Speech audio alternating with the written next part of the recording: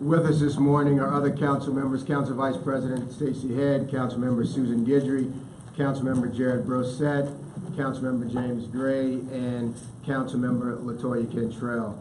I want to wish everyone a Happy New Year. This is our first meeting we've had in the new year. Looking back at 2017, we have covered a lot of ground. New Orleans electric customers have some of the lowest bills still in the region and in the nation. We also have some of the lowest emission levels, both regionally and nationally. I am particularly proud of the fact that only 2% of Entergy New Orleans generation portfolio uses coal as a fuel source. The focus of today's meeting is the Council's continued push to establish smart cities and technology initiatives that will benefit customers. The Council has long been a leader in seeking new and innovative ways to deliver power and to meet the needs of New Orleans residents and businesses. We currently have a megawatt of distributed generation. In spring of 2016, the Council hosted an energy symposium in Council chambers with nationally recognized and highly respected industry experts in the fields of solar energy, energy efficiency, and demand response, as well as distributed generation and energy storage, which I know a number of people in the audience today are very passionate about. The Council and the public received cutting-edge information regarding current developments and how the industry is changing, where the industry is going in the future. That symposium was, I believe, a wonderful success where Dr. Susan Tierney, Senior Advisor at Analysis Group and former Assistant Secretary for Policy at the U.S. Department of Energy in the Clinton administration, served as a moderator for a panel of world-class experts such as Julia Ham, CEO of Solar Electric Power Association, Jan Brens, Global Energy Practice Leader at Navigant, and Ken Black, Co-Chairman of eSource. During that symposium, we learned that distributed energy resource will be an important trend and an excellent method of improving systems reliability, resiliency, and that smart infrastructure, smart meters, smart inverters, smart thermostats, and on, which can greatly increase the transparency of the grid and improve resiliency. We also learned that progressive rate designs will be needed in order to maximize the benefits of a changing industry. In our first agenda item today, we will be approving a process to develop a smart grid that will modernize and integrate the city's utility infrastructure that functions better to meet the needs of New Orleanians and allow citizens greater flexibility and security, as well as cleaner and more efficient energy use. From a broad cross-section of the city, and will work with key industry leaders nationally and internationally to assist in developing a rational, critical path to ensure that the benefits are made. This initiative and the founding director of the MIT Energy Initiative. He, along with his colleague, Melanie Kinderdine, will provide in business opportunities. Ms. Kinderdine served as the energy counselor to Secretary Moniz at the Department of Energy and currently as the director of the DOE's Office of Energy Policy and Systems Analysis, where she headed a 100-person office responsible for analysis and policy developments in energy innovation, climate change, energy security, energy systems and infrastructure, and North American energy integration. We are also very fortunate to have with us today Ms. Paula Gold-Williams.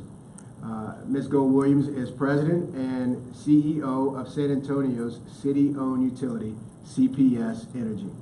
As the head of the nation's largest gas and electric municipal utility, Ms. Gold-Williams has been in the forefront of CPS's Smart Cities initiative and has graciously agreed to share her insights and cutting-edge experience with all of us today.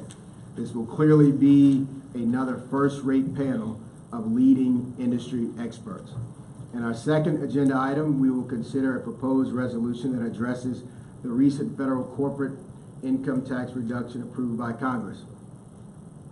On December 22nd, the President signed legislation that lowered the federal income tax rate for 35% to 21%, effective January 1st of 2018.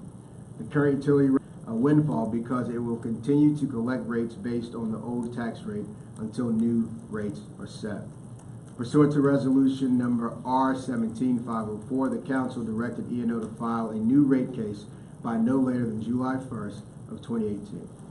Because rate cases are complex and intensive reviews of all costs associated with providing service to the public, the council expected that the new base retail rates will not go into effect until August of 2019.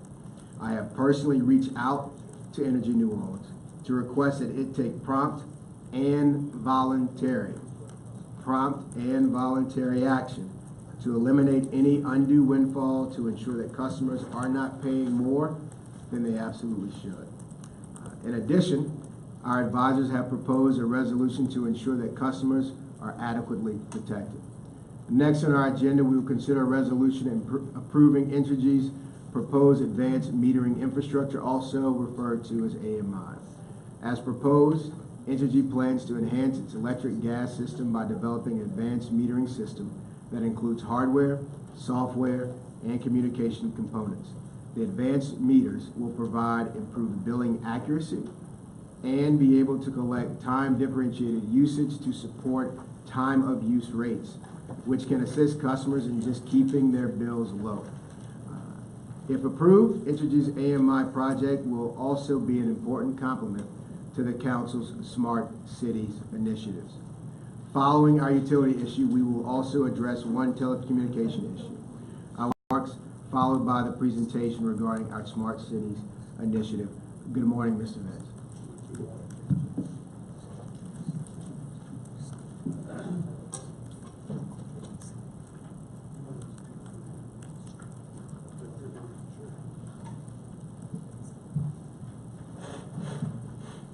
Thank you, Chair Williams.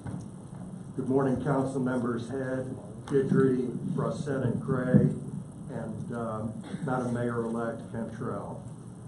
My name is Clint Vince. I chair the energy practice of the Denton's Law Firm, and we serve as federal counsel for utility regulation.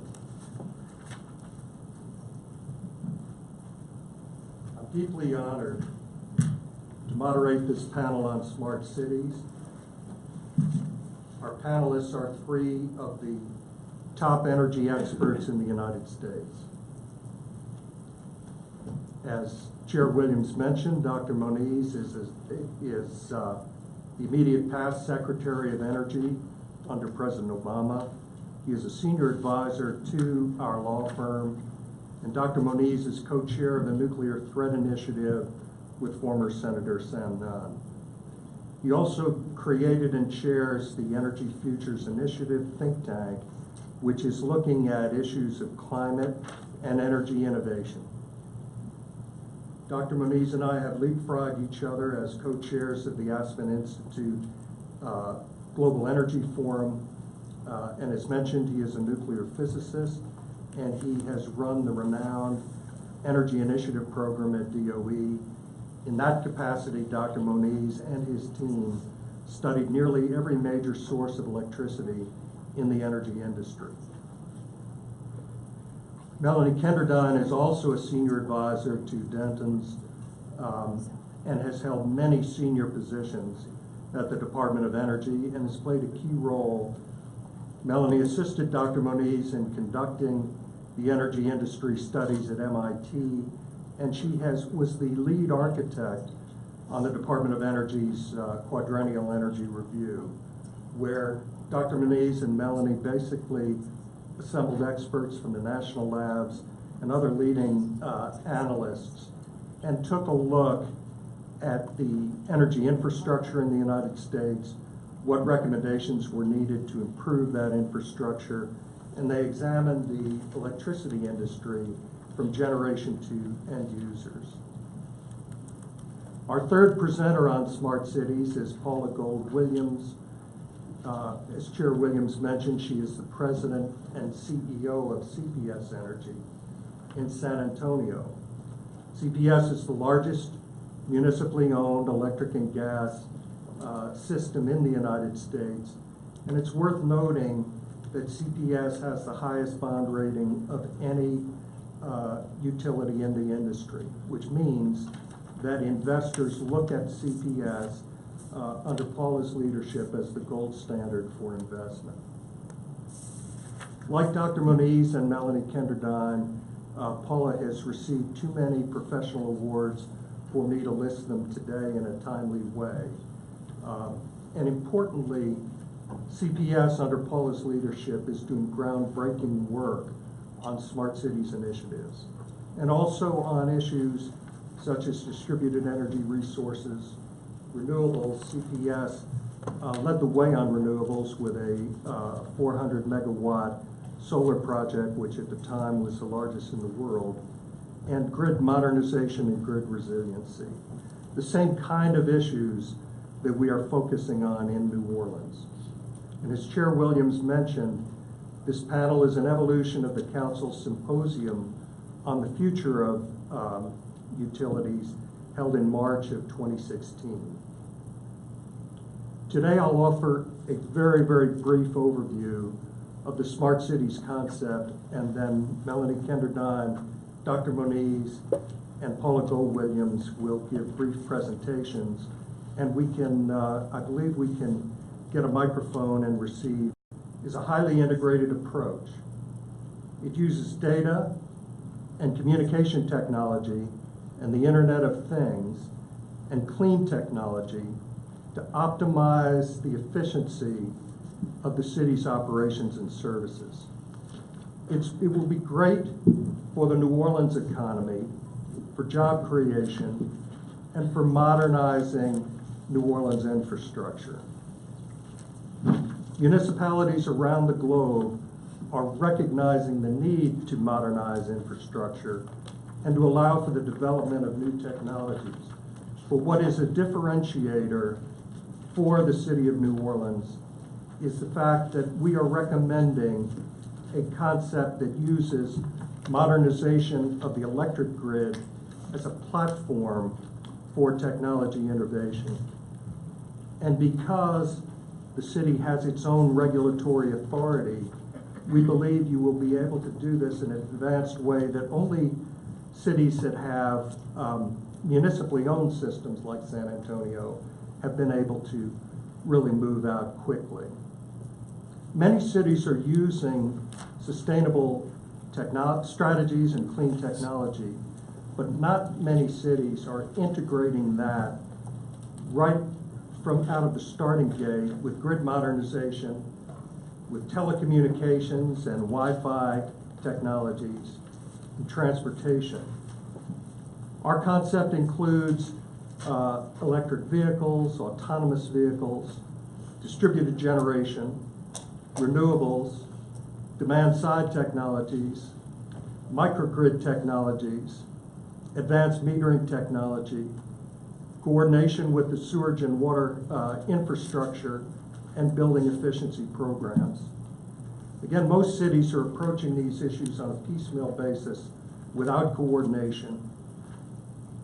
Further advances in wireless telecommunications and data infrastructure can be addressed in an integrated way together with grid modernization.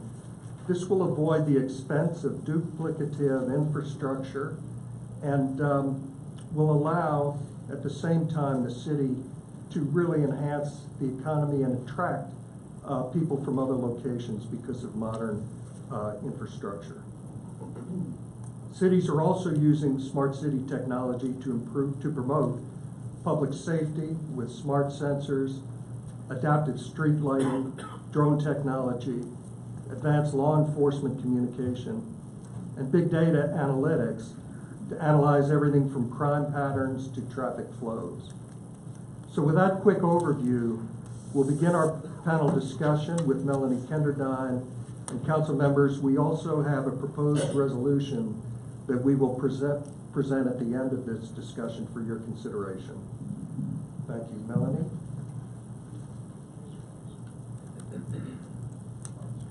Thank you, Clint, and thanks for having me here today. I'm very excited about what New Orleans is doing and the opportunities that it presents for the city and as a model for other cities that are interested in smart city technologies. I'm going to very quickly go. Clint mentioned the Quadrennial Energy Review. President Obama directed us to do QER in 2014. QER is one, we redefined it. It's supposed to be one every 4 years. Secretary Moniz thought we needed more actionable items, so we broke it up into installments. We did 2 installments before we left. It's to develop an integrated view of short, intermediate, and long-term objectives for federal energy policy, outline legislative proposals, identify executive actions, resource requirements, R&D, and provide a strong analytical basis for decision-making. One thing I would say, the last time I was in New Orleans was for QER 1.1. We had, it wasn't just the federal agencies in the U.S. government. We had extensive stakeholder outreach. For the first installment, which I'll describe in a minute, we had 13 stakeholder meetings. Secretary Moniz and I came here and we had a meeting in New Orleans of stakeholders and then did a helicopter tour with then Senator Landrieu. QER 1.1, you can see it coming up there. The rings on the outer side of this are the national goals that we looked at. Economic competitiveness, you can see 1.1 and 1.2 are the same. 1.1, we looked at infrastructure writ large. 1.2, we took a deep dive and looked at the electricity system. So those were economic competitiveness, same in 1.1 and 1.2. Environmental responsibility, same in 1.1 and 1.2. Security in 1.2, and I'll tell you why in a minute. And this is part of why. What you're seeing come up here are the electricity and lifeline networks. These are lifeline networks identified by the Department of Homeland Security, very important to cities, I might add, but identified by the DHS as lifeline networks for our society. And one that's not on there, finance, I forgot and I couldn't go back and reanimate this, but adjust for electricity for water, which I know the city's very interested in. There's power for pumps and lifts and control systems, electricity for transportation, power for signaling switches, electricity for communications, power for switches.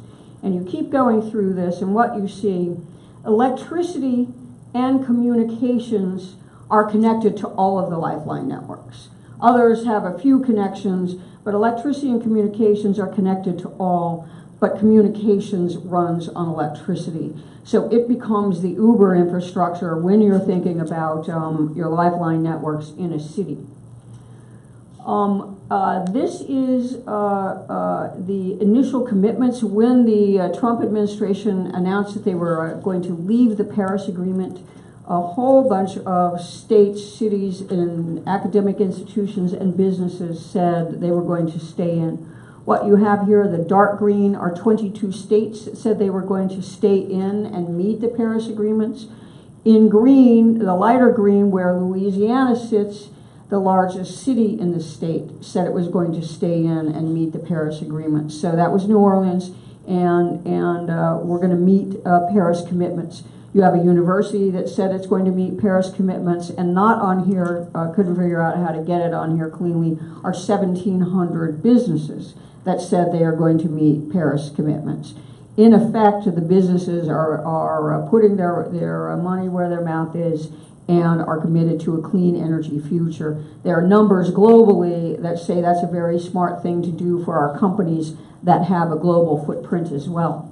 We talked about smart grid, the value of a smart grid to utilities, and this was a poll. It's a couple of years old, but look at the top. The value of the smart grid technology, first is efficiency and reliability. Okay, actually reliability is a little larger than efficiency. Then cost reduction, and then next comes customer empowerment. So the utilities view smart grid technologies as very important for their operations. Customer empowerment lower on the list, but it's still pretty far up there. And here is a map of residential smart meter adoption by state.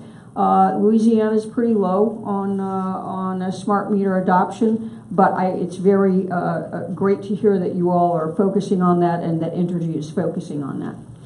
This is a cartoon, two-way flows of electricity, value creation, consumer choice, complex grid operations that people are dealing with, visibility needs, and cybersecurity. This is how the system has worked in the past for 100 years. One-way flows of electricity where you have large industrial, consumer, residential, and commercial customers, proving that this is how it is working now.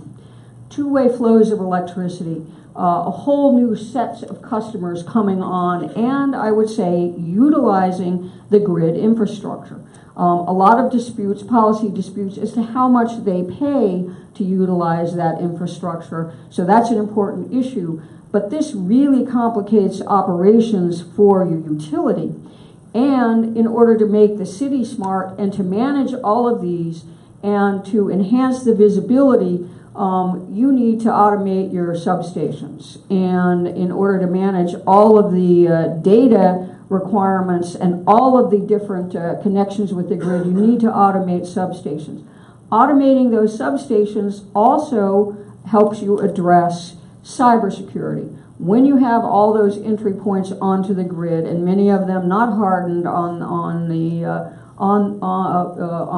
this side of the meter, you are creating cybersecurity concerns. Automating those substations helps address the cybersecurity issues as well.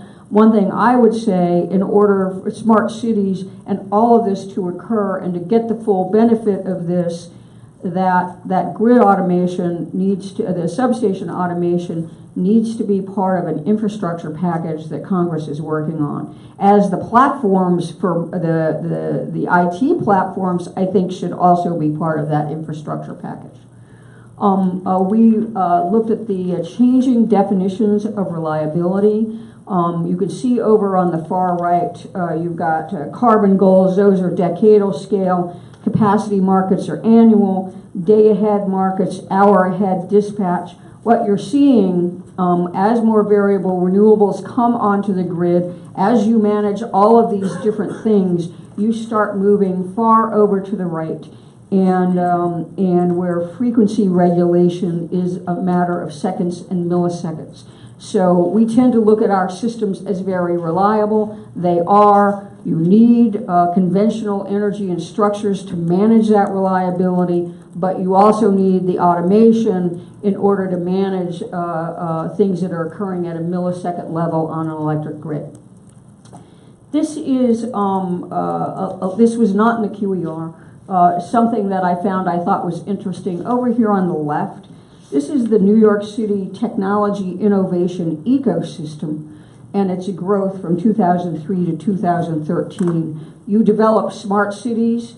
This ecosystem, you're going to see the kind of ecosystem innovation and technology ecosystem growth that you saw in New York City. And just, you can't read it down, I'll read it for you. Down in the lower right of that box, 121 inspiration connections created over time. That's really groups, forums, et cetera, forming to discuss innovation. 320 mentorship connections formed over that time. 865 angel investments. 428 serial entrepreneurs, entrepreneurs begetting entrepreneurial activities. And then finally, 336 former employees creating spin-outs.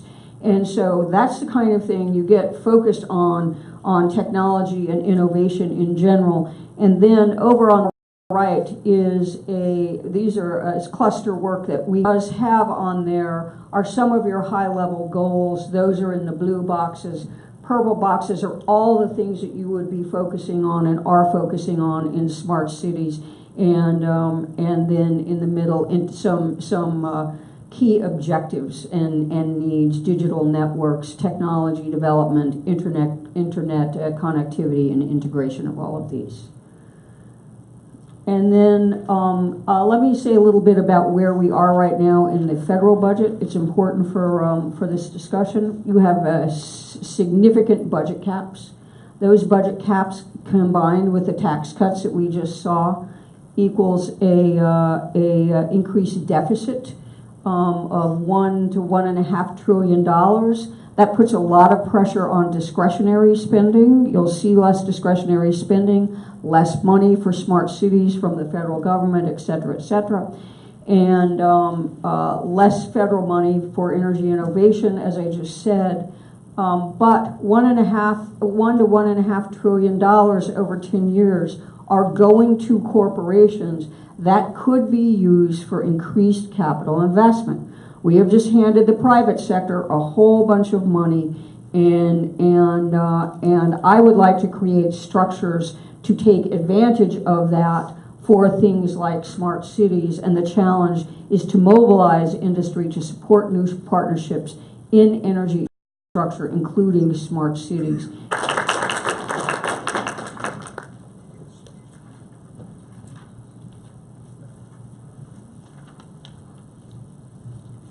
Okay, well, thank you very much, Mr. Chairman and distinguished councilors, Madam Mayor-elect, and citizens of New Orleans who are interested in these topics. It's a pleasure to be here. Like I have to say, personally, I began to discover New Orleans great attractions as far back as 1972, and it's a pleasure to really be back here again. I think one of the contexts that's worth saying up front is how cities in general. Actually, I have one more anecdote, and that was that last night, getting a bottle of water out of the mini bar, I found only in New Orleans is the water named Smart Water. It was really, I guess, presaging today's discussion. You're in the lead. Again, I'm saying that cities play a dominant role in our and in other societies, and that's only going to be increasing. 2/3 of global population projected to be in cities by mid-century. But in the United States, it's kind of interesting that we have for a long time and are projected into the future to always have 50 million people in rural settings. And as the population grows, it's entirely in the urban settings. So with 400 million people by mid-century, that's 350 in urban settings, and the same 50 that we've had throughout the 20th century in rural settings. So what happens in cities is critical, not to mention the fact that 70% of greenhouse gas emissions today are in fact from urban environments. So it also affects directly our ability to address. We've seen Houston last year, but New Orleans in the past, that are subject to some like. In that sense, smart cities, I view certainly, and I think most of us view, as one of the enablers for a clean, environmentally attractive, but also safe, secure, and prosperous future. So let me just give kind of 6 points I want to make with a little bit of elaboration. And some of these have been said, but not everyone has said it as someone said. First, smart cities, it's data. It's about data. Data, and more data. And then, of course, the ability to translate that data into information that is actionable for citizens, information that ultimately will lead to the capability through artificial intelligence and the like for distributed decision-making in a city that improves livability and safety and security, again, and the like. We are now at the beginning. It's being tested, as you all know, things like 5G networks, potential enabler, and I think that's something that one wants to be ahead of. The administration, some of you may have seen, recently proposed nationalization of the 5G network. That is not going anywhere, fortunately, in my view. But with the vendors, et cetera, I think cities capturing that will be absolutely essential moving forward.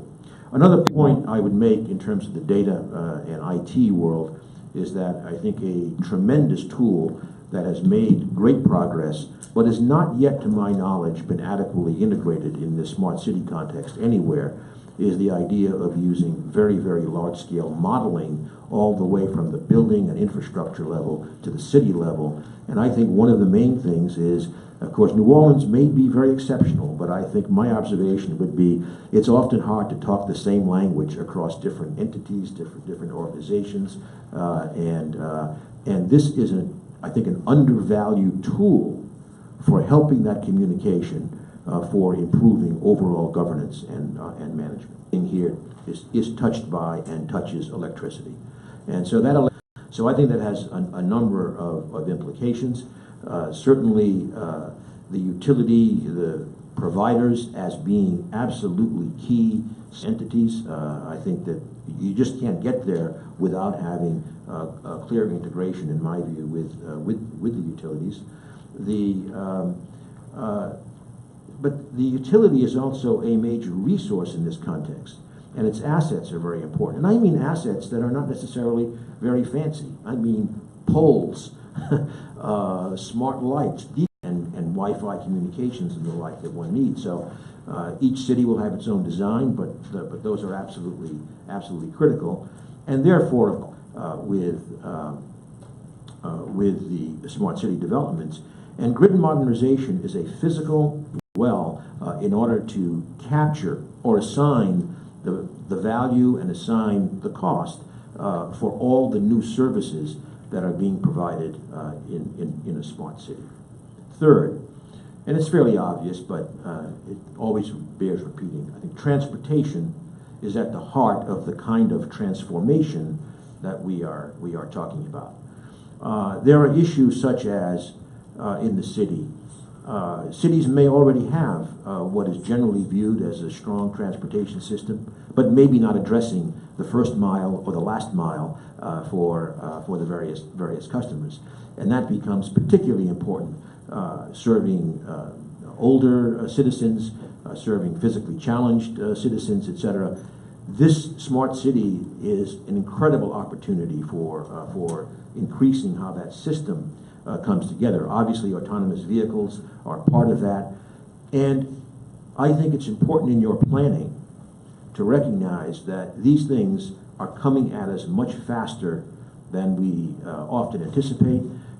Certainly, the autonomous vehicle technologies have been coming way faster than anybody expected 5 years ago even. But what's coming at us much faster, I mean, maybe I'll say as a physicist, I'm not too surprised by that. But I am surprised by the fact that in just 1 year, the public's view of risks in going to autonomous vehicle has dropped incredibly.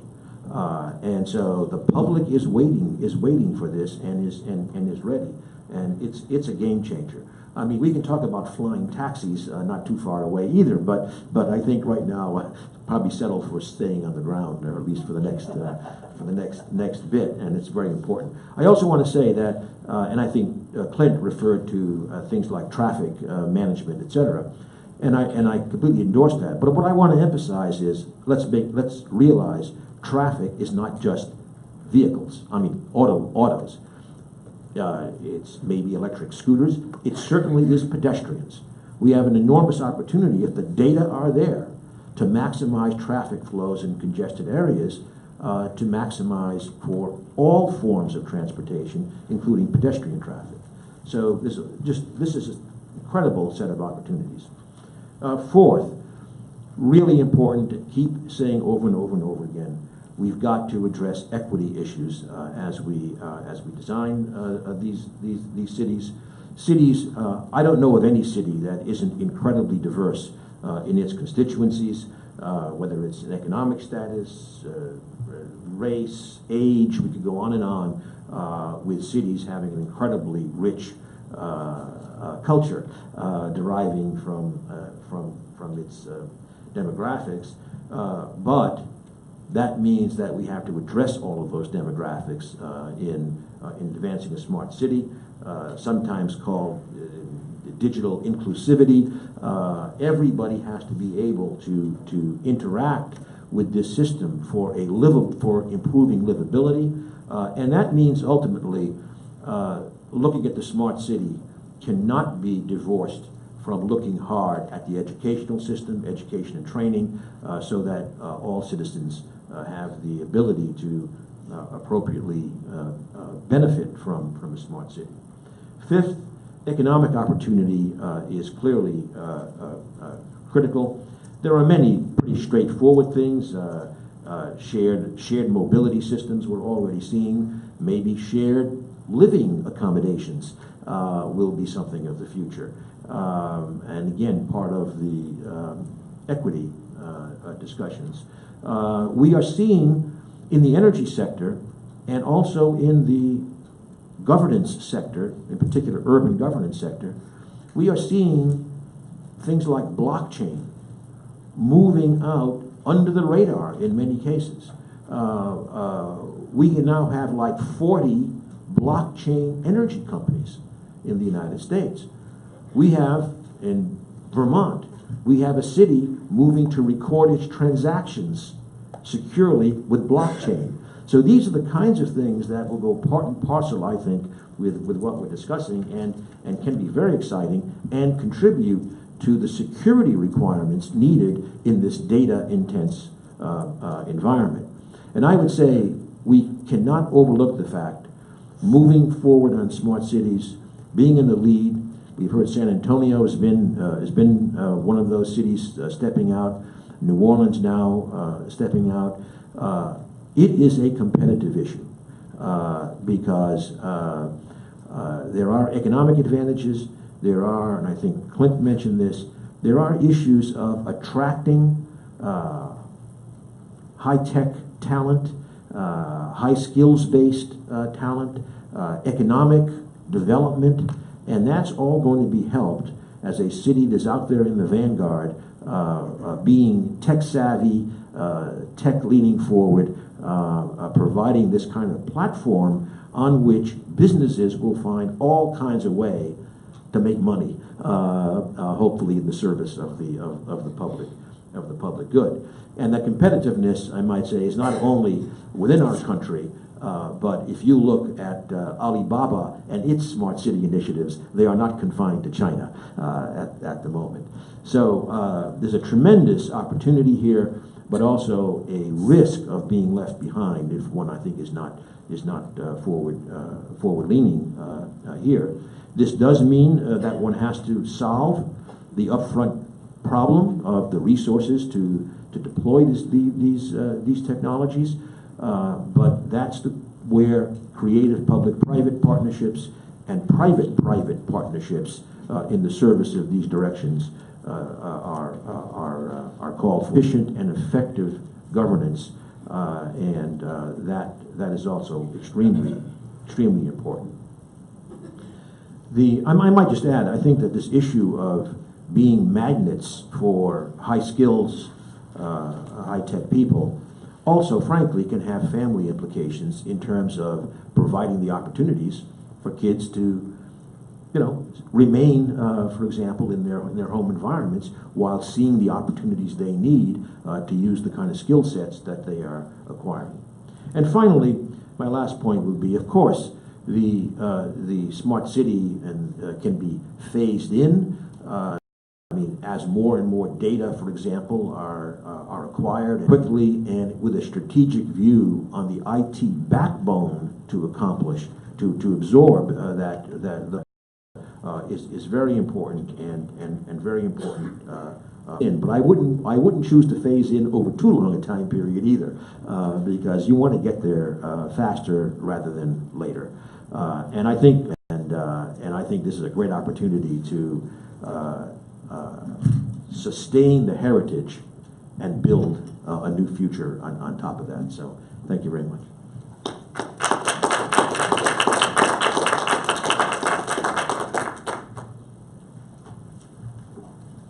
Okay, good morning. I really appreciate, as I said earlier, the invitation to come to the select and all council members. This is a monumental mindset change. And we have been studying this opportunity in San Antonio for a couple of years now, I'm going to talk about some elements of it that we have already implemented, but there is still a lot of work to do. And what I'm really excited about is now that we have the potential in the South to partner with neighbors in a great city like New Orleans, we are ready to share and learn at the same time. I have basically asked my whole organization to go in extreme learning mode as we try to figure out how to make this really work. As Ernie said earlier, every community has an opportunity and probably an obligation to figure out how to make smart cities work. The real challenge is there's not one universal solution for smart cities.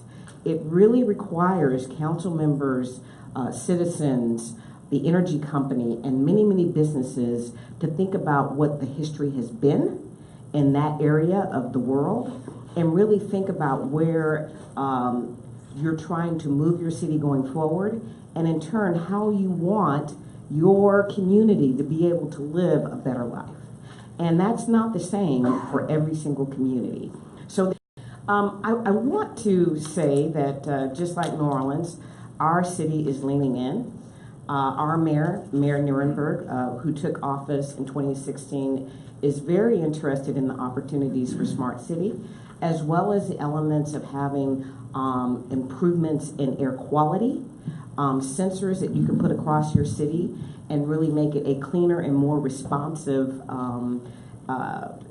overall collection of effort to figure out what to do. Now, obviously, energy companies are looked at as potentially the main contributors of air quality issues, but really, there are many, many aspects of that, including transportation, congestion, air traffic control, traffic control and all of that around there. So he is absolutely looking for us to find an integrated solution for that part of our future. We have a full council focused on it. Our chair, Chair Kelly, who is turning over the reins to John Steen, who will be our new chair. All of them are extremely interested in us trying to find a way to find these solutions. I will say the encouraging part is that cities are the key. I appreciate Melanie's slide, and I am going to steal it. Thank you, ma'am. Energy is at the key because everything has to be energized. It sounds simple. I tell my employees that people don't even think when they cut the light on whether or not the light is going to come on, right? We do it unconsciously. That's what we're supposed to do 24/7, 365. So we know that we're the key. We are implementing foundational platforms, new meters, using information off of those new devices so we can try to find out the best ways to serve and find opportunities to optimize our technology. But the city's leadership is the key, because the city can bring together the energy companies, the water companies, the transportation companies, those that are connected at the municipal level, and also encourage and incent businesses to join in. Melanie had a wonderful stat, $1.5 trillion of tax benefits, and the ability to use some of those funds to support smart city development. Now, here's an interesting thing. CPS Energy is a tax-exempt entity because we are municipally owned. In all truth, it's helped us keep our cost structure down. But in reality, it's not just that independent companies can now just invest in smart city for the goodness. There is a mutual benefit for businesses to take those same funds and find ways to themselves connect to smart cities.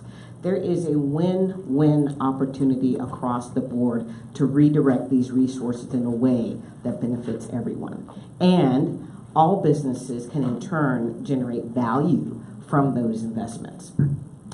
I would say that we've done some things in San Antonio that are really leveraging our ability to optimize smart city. We, back in 2012 timeframe, started a new energy economy.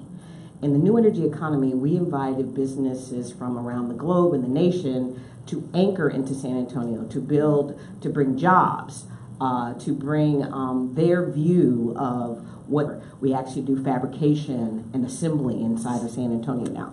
And we have a company from China moving into a partnership in a great way. So we're leveraging that and really finding that private businesses and public businesses and cities are finding a way to help each other in terms of policy, economic development, focus on education. All of those things are coming from our effort. I would also anchor that when I took the helm about 2 years ago, my predecessor had started the new energy economy, and we've continued to promote it very, very enthusiastically. And we've also layered on top of it this about people first. Very simple. You don't have opportunities, and you're not thinking creatively. You're also assuming that people just expect you to do the same thing you've always done. But our people first philosophy has really helped us think about what we call our business trend. Your careers are going to stay the same. Matter of fact, we are moving people all around our organization. They may have great requisite knowledge. We need to get them to change how they think about energy solutions and meet our customers where they want. Typically, what I've had over the years is Clint Vince from Denton's. He hasn't had as long a relationship with San Antonio as he has with New Orleans. But I did get the benefit of having him work with us. We had some major challenges in terms of what we were going to do with our investments and our portfolio of generation, and really solve some issues in terms of really coming forth in front of our council and thinking about what our future should be. So I want to thank Clint, and he has been a great partner, and really given us the ability to think about smart cities in a connected way. I'm here because he thought the things that we're doing in San Antonio really are parallel to the things that you are doing here in New Orleans. And we extend that partnership through Vince and through me to make sure that we figure out a way to optimize this. The other last thing I'll say is we have ourselves started a symposium effort. We don't call it Smart Cities. Again, I let my city manager and mayor run Smart Cities. We call it the Future of Energy Symposium. And we, in fact, do that every year. We are about to have that symposium on February 27th. I will definitely extend an invitation, but if nothing else, send you some video from that event, because it's important to bring your community into that discussion. Ours includes business people, educators, students, civic leaders, and just about anybody else who wants to come. Maybe 5 years ago, I couldn't get anybody to think that energy was very, very interesting. Matter of fact, one of my friends said to me, there's no way you can talk about energy and the future of energy for more than an hour. But he sat there for 4 hours, and he's coming back this year. So our ability to talk about these in symposiums and connected conferences is huge. Ernie and Melanie also are helping us create a regionalism view. And that view is very flexible. It can concentrate in the city, or it can go across the corridors of cities, or it can go wider than that. But the real focus is, the anchor is, what does the community really need, and where can you find synergies? $1 spent in the same direction by a business, by a community, supported by customers. So I will close with that, and I thank you all for the ability to be here today. Thank you.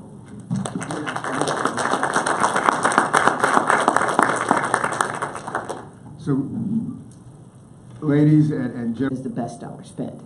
to describe some examples of what you've come across in San Antonio, but is there intersectionality between the smart cities work and water management, either for a storm or for flooding? And are there ways where this can be helpful to our municipal water utility, and how? Absolutely. We are currently working with our sister water company to think about the nexus between optimizing the information in Smart City and how they use it and we use it. I think it's not, the interesting thing is, a lot of this stuff is not absolutely linear. It's not that it is the value just between energy and water, but it is the fact that can we leverage a platform or leverage new services and data so that we are all kind of moving again that information in the same way.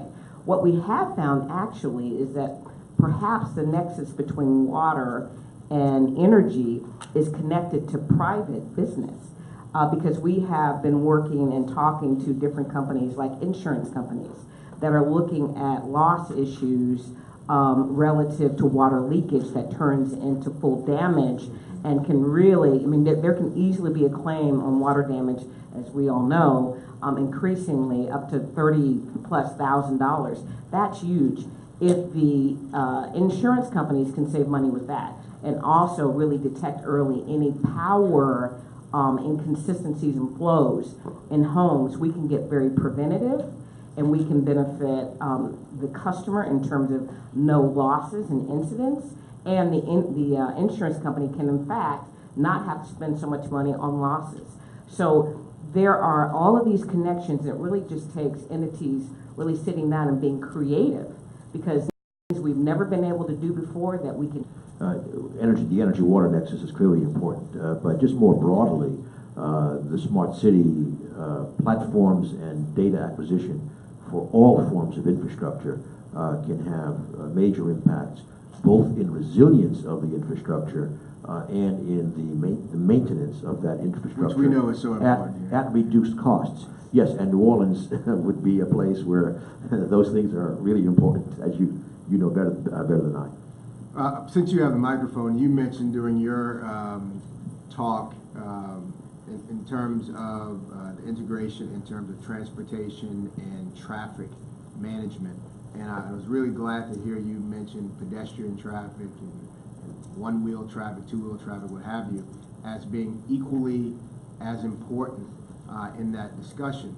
Can you maybe give us some real-time examples or what real opportunities exist in using smart cities as an opportunity to integrate into that, and also how that can also relate to crowd flow management for major events? We have a festival for everything from a po' boy to a king cake, and people in the rest of the world are like, what is a king cake, what is a po' boy?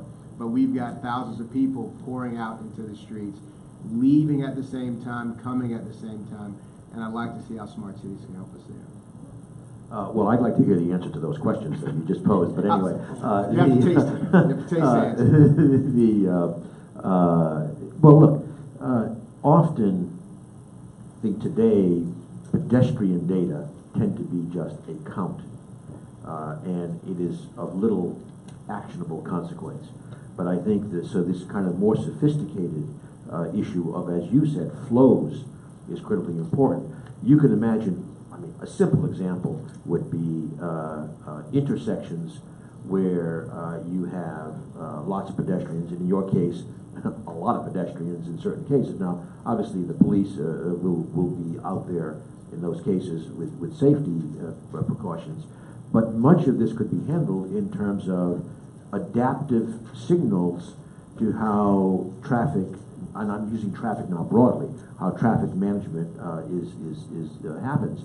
It may be something as simple as, look, very little vehicle traffic with lots of pedestrian traffic, and you change the signaling times to not hold up the vehicle traffic in any substantial way, but allow much more free flowing of the pedestrian traffic. That's just a simple example. I think, frankly, once these platforms are established, the ability to provide new services to the citizens in all domains is going to rest on a bunch of ideas that none of us has even come across yet.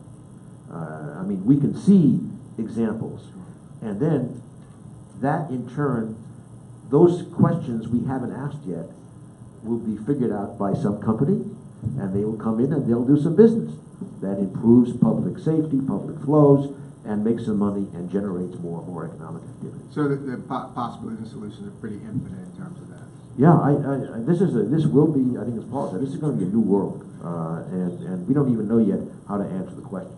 I can even say... We've seen that, by the way, we've seen that, of course, all of the, look, we have now some of the biggest companies in the world which exist because of the IT platforms and what in hindsight seem like awfully simple questions.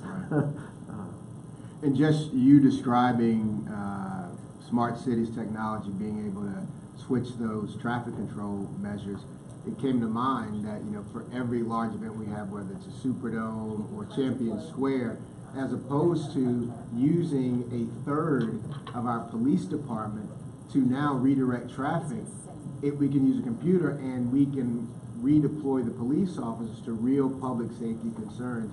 I mean, it's amazing. And eventually, so the efficiencies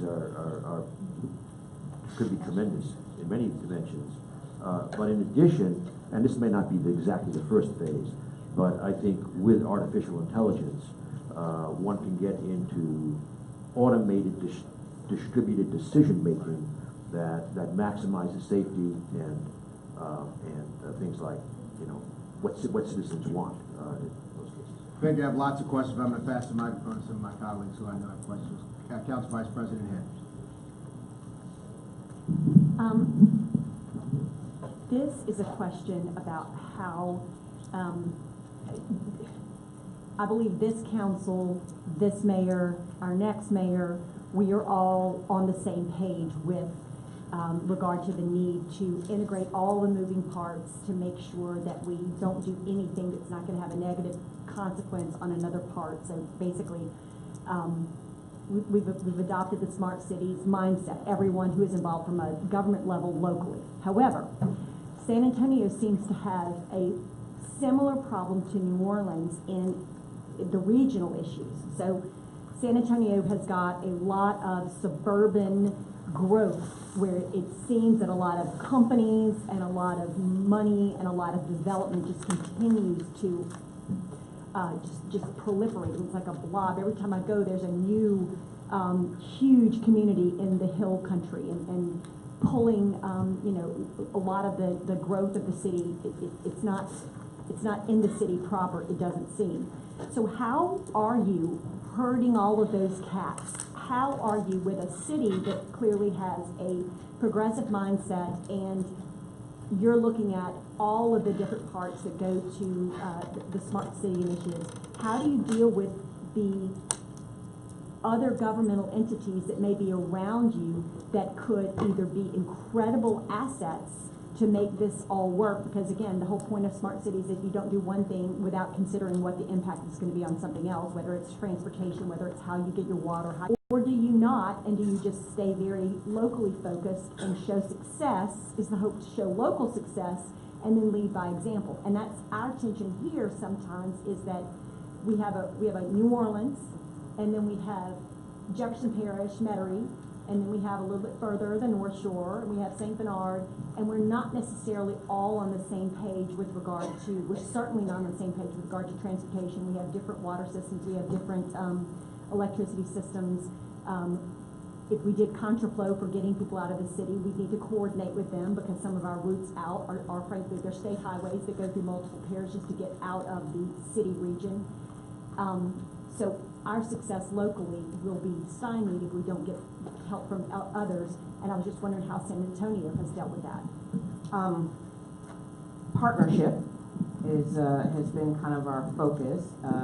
How do we do it? We are careful, and we at the energy company can do, I think, certain things to help all of those relationships come together.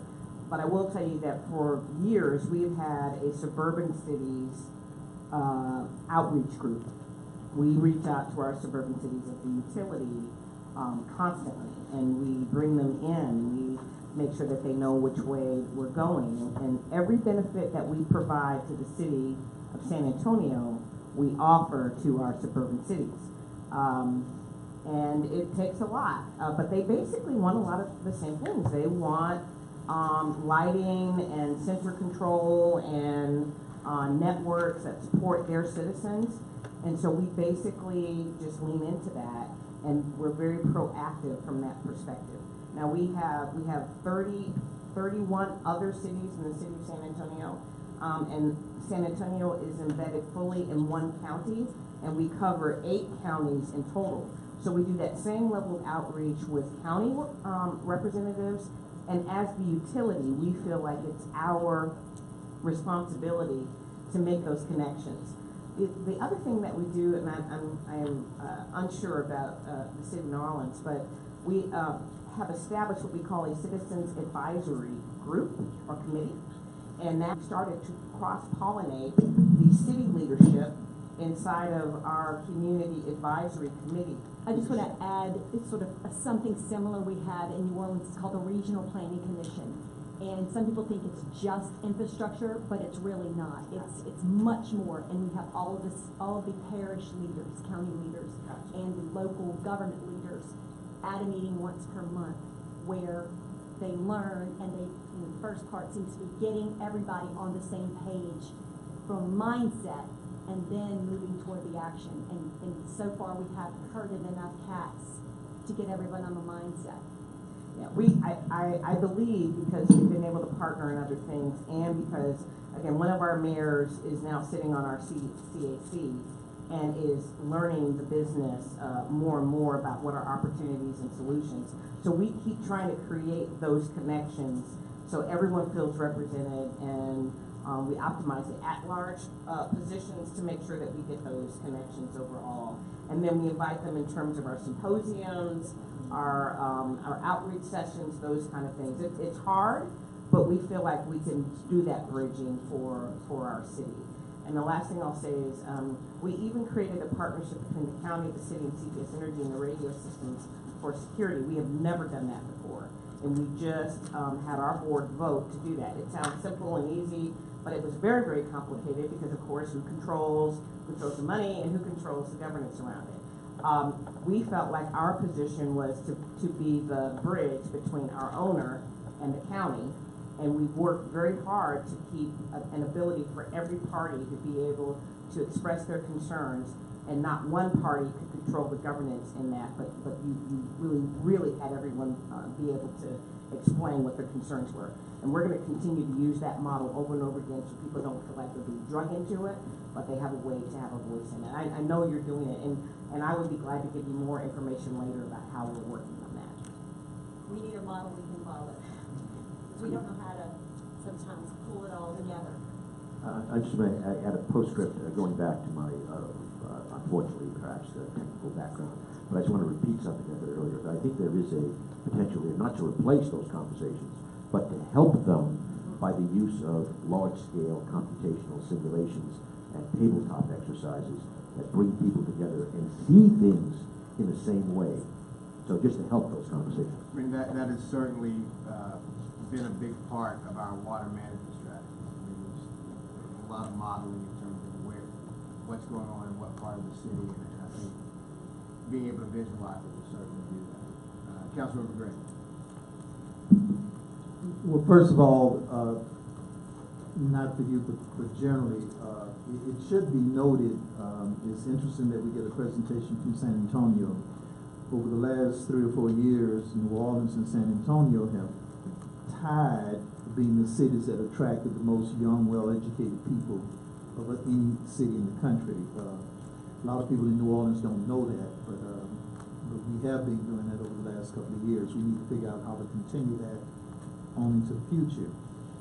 My first question really has to do with the general, all the uses of energy and pollution, and it's sort of interesting because we have a lot of discussion. I know we're at a utilities committee meeting, and we here regulate electricity, but not other uses of energy, for example, in transportation and automobiles.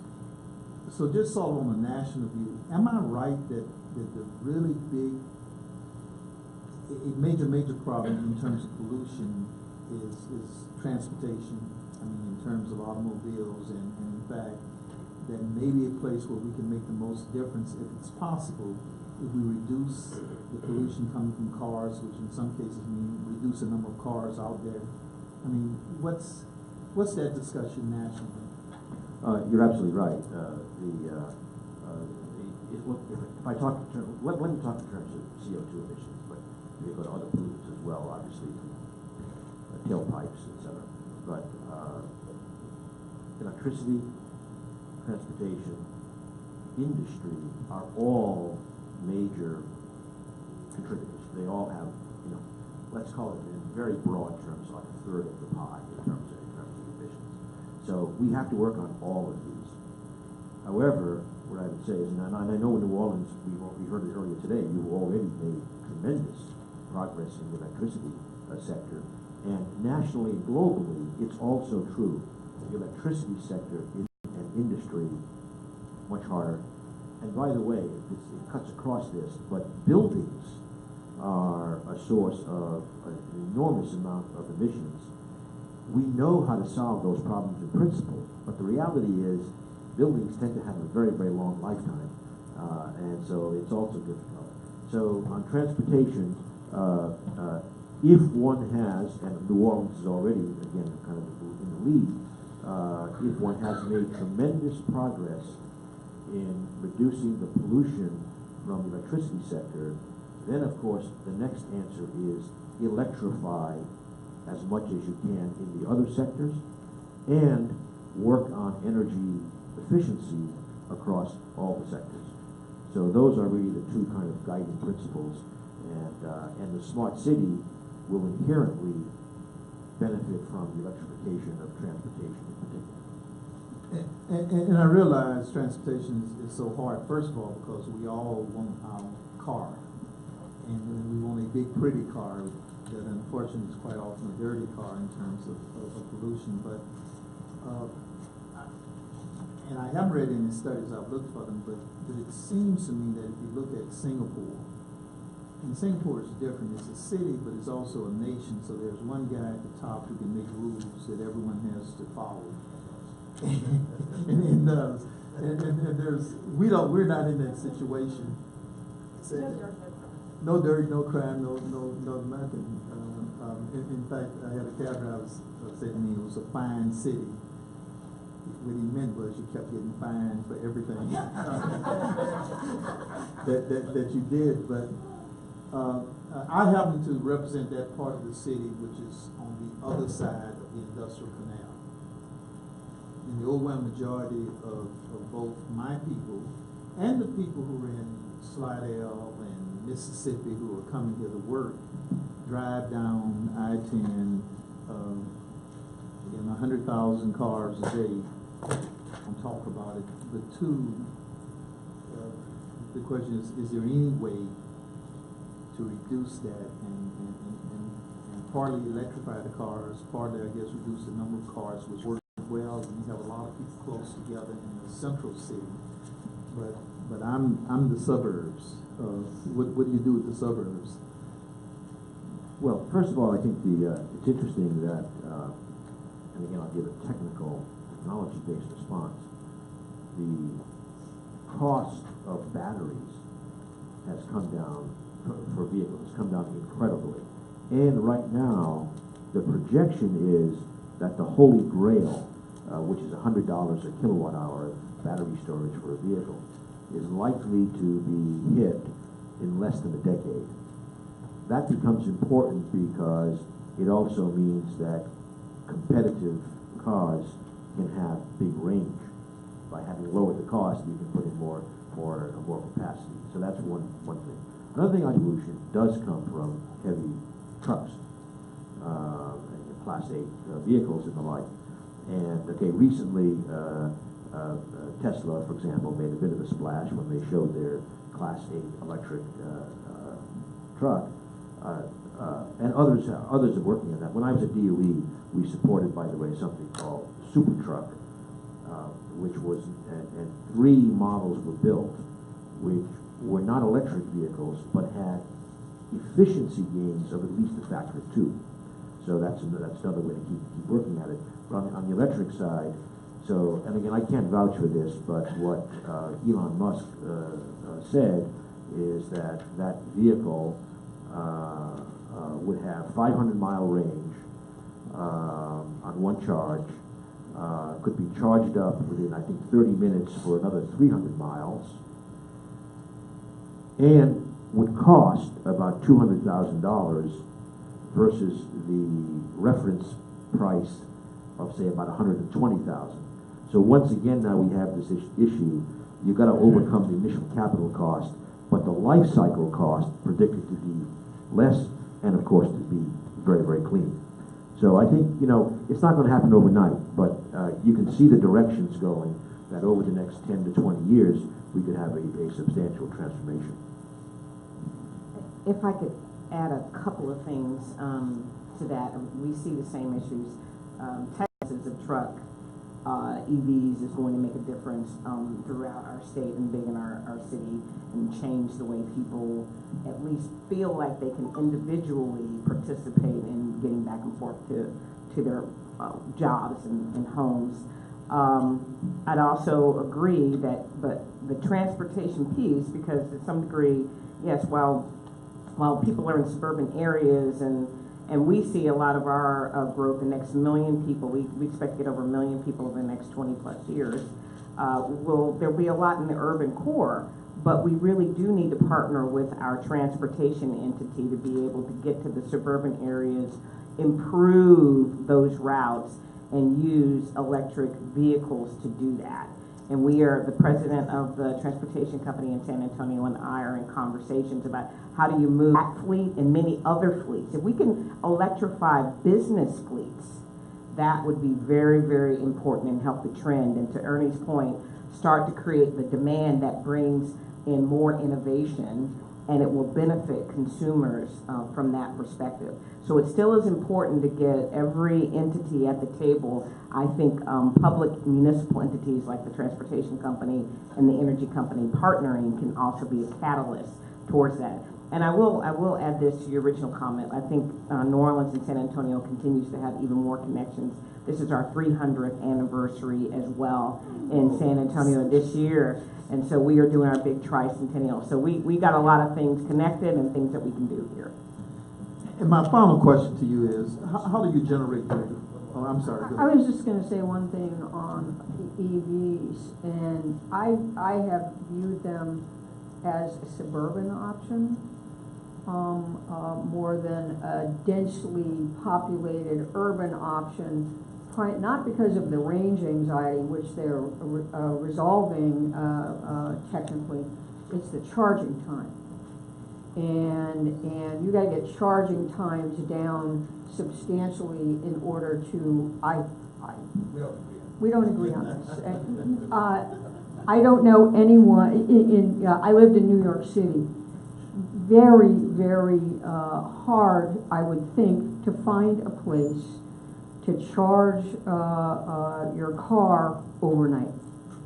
Okay, you've got to be able to charge it much faster charging times than what they currently are able to do. Here. I just want to add that the reason I think that problem will be resolved is that, for one thing,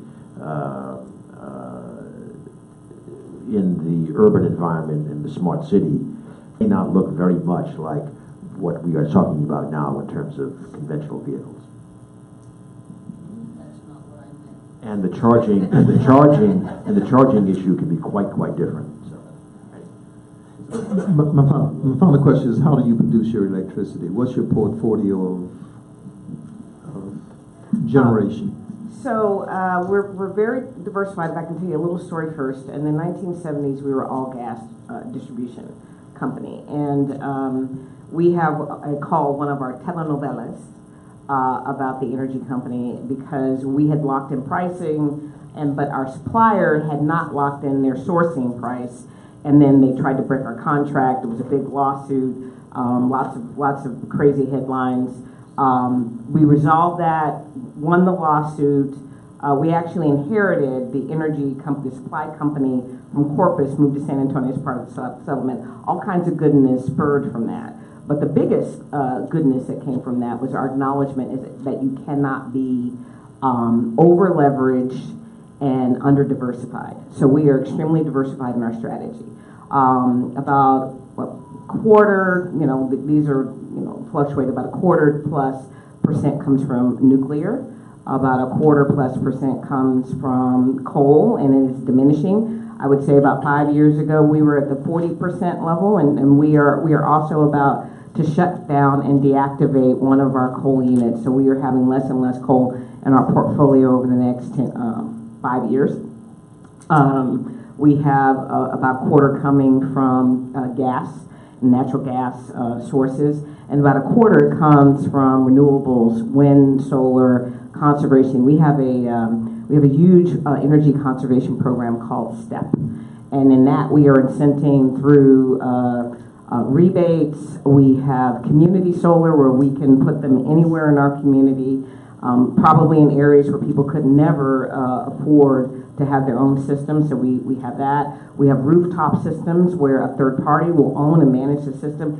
Anybody can participate in that program, and we continue to introduce more and more products and services on the renewable side. So that is our diversified focus overall. Back to your last question, one other thing I would say, when companies are thinking about remodeling, Ernie is correct. If it's an existing building, the ability to incent a company to implement energy efficiency, new opportunities is sometimes cost prohibitive because retrofits can be extremely expensive, but that's going to get better over time. But as you see companies that are moving or upgrading their systems, that's a great opportunity to get them to think about what can they do differently. We are moving our corporate office to another location, and so we are re-looking at all of that, and we are putting in a parking garage. But in this parking garage, we are going to wire every slot to be a charging potential station, and we will end up with fast charging as well as slow charging options. And we even think that eventually our employees won't necessarily be bringing those cars, but that'll be a centrally located parking lot for the whole community to be able to come through there and redo that. So it moves people from thinking the things that they own to the things that they can share. Maybe one more anecdote, which is not related to your question, but nevertheless, it's related to what Paula just said, is that we were actually in New York last week and saw, again, innovation coming in terms of not radical change of the heating system, a district heating system basically, based on steam, but an innovation that was cutting the steam use by 40% and had a very, very rapid return period. So I think there's a lot bubbling there as long as we keep the focus on. Comment. My son's 26 years old. He would rather be shot than own a car, basically. Okay, he doesn't want to drive, and I think that there is a generational change that will allow, that will diminish the number of personal vehicles in inner cities. So you have vehicles, and you can have electric vehicles, but they're not necessarily personally owned. And that doesn't address the suburban issue that I raised, but we are urbanizing too. So just That's a very interesting point that I think it's lost on work. Right. And so we had parking spaces we didn't need. I mean, that is a major shift between young people now. But I would add, I actually think the generation coming up is extremely transactional. They would gladly have a car come get them to take them to work or to take them to assignment. And then it's almost like when you see the bikes all across the community, you can put those different systems across your community, and cars can move them wherever they want to.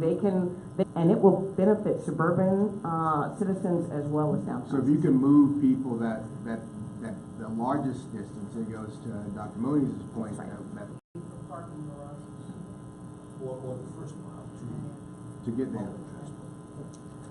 Can one of you speak to us on how the technology will give our customers more control over their energy use? And I know Tillman Hardy's in the audience. It's something he's brought up a number of times before. We know the technology exists. Can one of you speak to that and how that will? Well, I think probably all of us have a view and believe in that. I will kick it off. So again, CPS Energy started, we first did a small pilot with 40,000 meters and kind of watched everyone think about, how to do it and implement it. We learned from those lessons.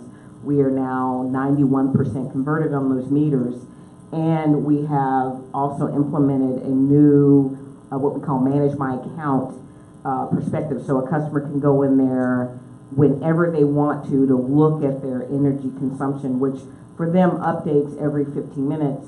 There are folks that say you can look at it every 5 minutes. It's a lot of data.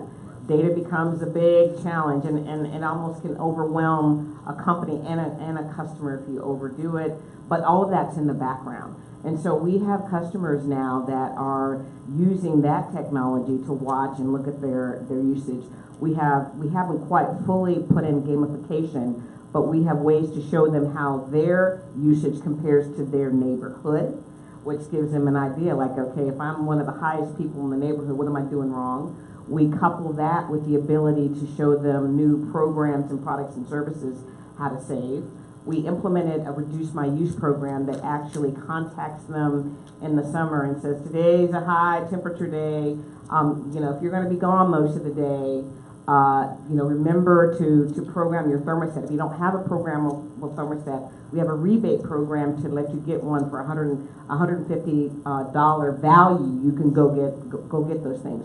So we are combining the ability to capture the information, give them a portal, and then give them more information about products and services and behaviors that in fact will help them control their usage. And that's how we are currently doing it. And then we see lots of opportunities from there. Well, I think that experience behind the meter and the whole Internet of Things, that not only will there be the Internet, we still don't know how to envision fully what those will be. One thing I would say on that is that the utility needs to be able to see that. And if the utility can't see what's going on, it's problematic from an operational perspective, but it also undervalues what you could get out of it. And so I think visibility as to what is going on the customer side, you know what your customers are doing. I don't think that's the case everywhere, and so I think that it's an issue for value, and it's an issue for the operations of the grid. But I will add that one of the things that has been with us and across the nation from the very beginning is this concern about the energy company being able to have all of this data, and what does it tell the company about people and how they live. I am constantly in the community saying, we are not looking in your homes. There's no camera connection for us to do that. There are products and services for you to control your own systems of security. We have our own independent ones. My husband has cameras everywhere. But that's for us to do as our own individual consumers. The energy company doesn't do that. But we do, to Melanie's point, get the data, and we use the data to figure out how to give new products and services and how to look for system issues that will help us reduce costs. If we can reduce costs, that in turn gets passed back to the consumer. We don't sell customer data, and we understand that I basically, as a CEO, believe that bad actors in terms of cyber attacks and things look at utility companies in particular as a big Rubik's Cube. They would love to crack the code of that. So we spend a tremendous amount of time working on that security, keeping our customers' security close, checking all of our firewalls. We have been in discussions with Israel, matter of fact, because they have a wonderful, highly developed program around cyber and security, and as it relates to its energy company. And so all of those things really make us very, very concerned about that data and making sure that it's never utilized by others, or we protect it just like a customer would want us to protect that. So data is important, and we make sure that it's controlled. I just add the footnote that, as with the earlier discussion about generational differences of view, the privacy of data apparently is not valued as highly by younger people. Excellent point. You mentioned cost in that answer, and what are some things that we can do on the front end as we're taking these small steps, and hopefully we can start. These small steps can go flow into a jog and then into a full-on sprint, so that we don't take too long, as Dr. Moniz brought up. But what can we do to make sure that we're including our low-income residents as we are onboarding this, as we're educating the public about how these technologies are assets to them? What are some things we can be thinking about so that everyone with them making $16,000 a year or $1 million a year gets to access this technology the same way? I can share with you some things that we have done. So we actually created a special group that we call it Crew, and they are actually an optimization of about 20 people from around our company that have different levels of experience, but they are an outreach group. So we send this group out to senior centers, community centers. We couple them with council member activities so that we can always go out there and catch them and talk to them about the merits of the programs that we have and what the new systems around the AMI opportunities can give them. But we have also specifically created programs that we think affluent customers could afford the net cost. Even with the rebates that we had given and the tax benefits, those systems are in the thousands of dollars and are cost prohibitive for most people. But we went out and found a third party, and we would be glad to share with you the third parties that we've been dealing with, where they will buy the system for the consumer. They will install the system to do it, and the customer doesn't get the full benefits from the system because part of that output is monetized by us paying back that third party, but the customer gets a credit on their bill just for the use of their roof. And so being creative about a way to share in a partnership, to figure out a way to move the cost somewhere else so that an individual can get some benefit. And I will also share, we have a great video of a customer who said, I didn't think I could ever do solar in my life. And again, it's about outreach, communication, and being creative with your energy company and with third parties to think about those new options. Economically diverse solar community here as well, but it's due to a state tax credit system that has been done away with to some degree. And so, example, the smart city initiatives in general, I think, have a tremendous amount of private sector interest, and I think it's about public-private partnerships with the procurements properly structured to meet equity goals.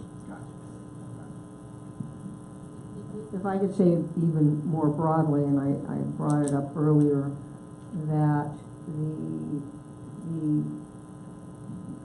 and Paula has the advantage of being a municipal utility. There's a lot of creativity allowed and experimentation, much more so than on regulated utilities, and that we need to work to ensure that people who are using the infrastructure of the grid pay for their fair share of that infrastructure.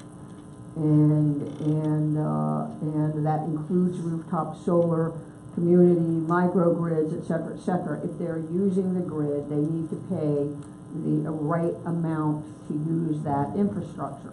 And so that you don't get a disproportionate cost of that infrastructure placed on people who can't afford rooftop panels. And so it's a big issue for me is how that gets distributed. So I'm glad you made that point, because I wrote it down. I think when Dr. Moniz was talking about grid modernization, not just being the physical grid, but also the rate structure as well. Right. Especially because there will, again, in the smart city context, there will be a lot. I do have a resolution that the advisors are proposing for your consideration. Okay, we have a few public comment cards as well. Correct. And okay. I just have one last question for the group before we go to public comment, and that is simply with regards to, and you mentioned there are a number of intersections that this can hit with regards to public safety and gunshot sensors, and with regards to telecom networks integrating. Where are you all at on that in San Antonio, President? I think I think we still have some opportunities to get all of those coordinated well. I would love to get our city manager and our chief of police, who is very innovative in terms of he's done a pilot associated with the gunshot notification process. So why don't I set up another opportunity to kind of come back with you and share with you. Perfect. Thank you all, and members of the public. I would begin with public comment from David LaBriche, followed by Logan Burke.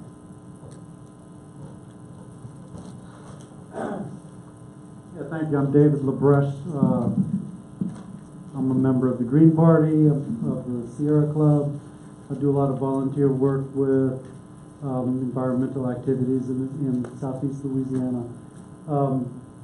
I wish there were more people here. This is, in an age where we hate government. This is really cool, really exciting. So, I congratulate all of you.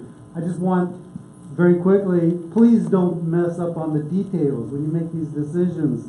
This is so fascinating, this whole smart city activity. But if you then go and you let Entergy get away with staying with old technologies and build this gas plant, for example, we gotta, force Entergy. I'll follow up a comment made by one of the members.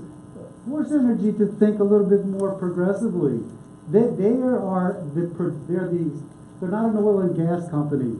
They're the electricity and gas supplier for the parish, and let them figure out new solutions. We don't need to be, putting more CO2 into the air when they build, our electric plants. Make sure you think about the water management, not just the Sewage and Water Board, but when you're fixing my street, please, in Broadmoor, please don't pump out the water indication there. You can see how they've embraced water. We should have, when I was in high school here, you couldn't see the river. There was nowhere. And now we have some places, and y'all have done a great job expanding that. Please continue doing that. Let's get more bayous and more areas where we can have water as part of our lives, because this is a city of water. There are so many details that y'all need to keep in mind, okay? And thank you. Ms. LaBriche, thank you very much. Logan Burke, following Ms. Burke will be Tommy Miller. Thank you. Logan Burke with the Alliance for Affordable Energy. First, I really want to thank you for joining us, Mr. Moniz, Ms. Kennardine, Ms. Gold-Williams. I really appreciate the opportunity for not only the decision makers here in our city, obviously our utility, but lots of people who show up and really care about these issues, who want to find ways to move these solutions that you're already implementing in your city and in the various places that your companies are working. It's time, and New Orleans customers are really ready for this data and ready to start to implement this data. I was very encouraged to see Mayor-elect, Madam Mayor-elect here to listen, knowing that she's going to be moving into a position to be a part of our Sewage and Water Board, because this piece is just vital for our city. And I was very disappointed to see that the Sewage and Water Board, I don't know if they were unaware that this conversation was happening today, but nobody was here. We know that we're very excited to see that Entergy will be implementing their own smart meters now. And it's time that these pieces start to work together, because we cannot do this. It's just, not to use a bad pun, but it's dumb not to figure out how to make these pieces coordinate. We know that our water and energy are well integrated in our city, or that they need to be. I would encourage us to think about this as we're doing our integrated resource planning, and really think about not only the resources that we have and what we're going to be using, but how to better use what we're going to be implementing. And then finally, I would say that the speed with which we need to do this is much faster than I'm seeing contemplated right now related to our AMI. And I'll talk a little bit more about that when we talk about AMI. Thank you, Mrs. Burke. Thank you. Tommy Miller, followed by Tillman Hardy. Yes, Tommy Milliner, 7721 Plum Street. I applaud the city council for this smart city initiative. It is, and the more I hear about it, the more I wonder how many ways can we save energy that we can't even imagine right now in 5 years, much less 30 years. And this will enable consumers to save energy in many, many ways. But I think that one of the main focuses of the Smart City Initiative should be the Sewage and Water Board. There is no more antiquated infrastructure in the city than the Sewage and Water Board. They run on an antiquated energy system that nobody else even uses. And I think that what we need to do is particularly focus on the Sewage and Water Board. And one of the things we should remember about sewage and water, these pumps are distributed pumps. They're distributed all over the city. And so we need to think about a distributed generation system or batteries backup for the Sewage and Water Board before we consider a central power plant out in New Orleans East. And I live in Carrollton. There's no place further away from me in New Orleans Parish than New Orleans East. I'm as far away as it could possibly be. And what I need are my 30-year mortgage. And before you impose that 30-year, $200 million, perhaps $300 million mortgage, we should use that money on a smart city grid, and particularly with focus on the Sewage and Water Board. Fix them first. Thank you. Thank you, Mr. Milner. Tillman Hardy, followed by Ben Gordon. Thank you for being here, and thank you for this presentation.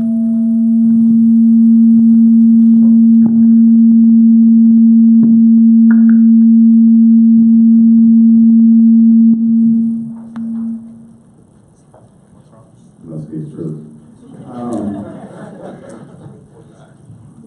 You know, I really appreciated the conversation because, you know, the people who have been focused on sustainability since I've been studying it over the last 15 years have been saying exactly what this presentation said the entire time.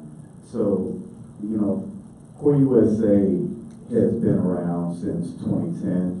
We launched in the middle of the BP oil spill, and we've been focused on sustainability and education, and inclusion is at the foundation of that. So I was really excited to hear that in the presentation from our government, of all people. So the comments that I'm going to go through this really quickly because inclusion is at the basis of all of my comments. In terms of electrification of transportation and energy efficiency, Tesla and Solar City are still not permitted to do business in the state of Louisiana. And, you know, with them being at the forefront of the movement for electric vehicles and renewable energy, I find it disturbing that they have not been able to participate in our economy. Core USA was ousted, to say the least, in our having implemented energy efficiency programs years ago. And the poison politics of this place, which was not discussed at any point, is at the basis of the exclusion and the economic division that this community has experienced for many years. And I believe that moving forward, programs like the Total Community Action Energy Efficiency Weatherization Program should be brought back. And these organizations that have been doing this work for decades should be allowed to participate in the conversation without having to fight for a platform. This is, again, at the basis of the conversation around inclusion, and at the end of the day, it's at the basis of the conversation around sustainability.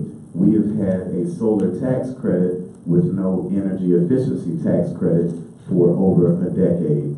And so it was clear to me then, and it's clear to me now, that our movement is not towards helping people to have more energy efficient buildings, more buildings that perform better, but it's moving towards still using energy now through renewables. We still have people that need to have improvements done to their homes. We have some of the oldest buildings in the country here in New Orleans, and we have people that need upgrades to their homes, but we still have not adopted the most recent energy code for residential buildings. We're still operating in the 2009 residential energy code, and that is ridiculous. And we can do better here as a city. We should be doing better as a state, but when we're talking about smart cities and moving the city forward, we got to start making smart choices. And we've had the opportunity to make that choice too many times. If we could just perform door-to-door tests on people's homes and duct blaster tests on people's homes, we could teach them how to be more energy efficient. They would do a lot of those things on their own because it's going to help them to have a healthier family. But we're not doing the education. We're cutting out organizations like Core USA, Total Community Action, and a lot of the other organizations that have been participating in this conversation. Thank you for allowing me to speak. Thank you, Mr. Hart. Dr. Moniz, thank you. Ms. Kedjahn, thank you. Mr. Ben Gordon, followed by, I can't make out the last name, I think it's David Stetz.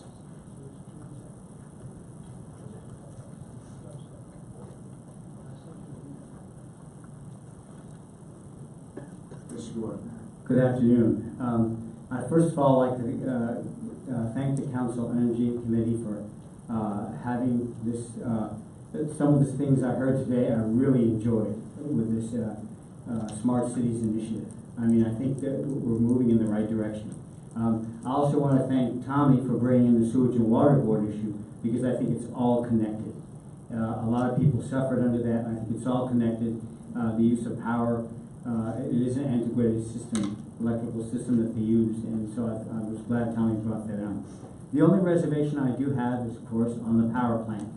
And the reason I have reservations on that is because I feel we could do a little bit more on decreasing our dependence on fossil fuels. Now I know that folks at Energy disagree with me on that, and there's a lot of disagreement probably in this room. I'd like to point out a document that the Alliance for Affordable Energy, Forrest Bradley Wright, wrote with got together with the Alliance for Affordable Energy in two parts. The first part is, we deserve better. It's time for the 21st century clean technology. And the second part is, many problems with Energy's Mount Sea power plant. Copy of this out. Many of you probably got it before, but to each of the council members. Thank you very much. And then followed by Myra Cass. Good morning, City Council members. I'm David Stetz, resident of Gentilly. First, I'd like to point out the role of electric vehicles in smart cities. I drive an electric vehicle, a Nissan Leaf, over a year. I have a 24 kilowatt battery inside that car. Nissan is developing technology that integrates electric vehicles into the grid. We already have over 750 kilowatts of battery storage in New Orleans available in electric vehicles. And at a small additional cost, they would be able to add those batteries into the grid. So that's something to keep in mind. We don't necessarily have to buy a battery to put it in the grid. Second, this just came up in conversations with some tenants I have. I have 3 apartments in New Orleans. Each are 2 bedrooms, around 900 square feet. One is a high efficiency unit. The other 2 are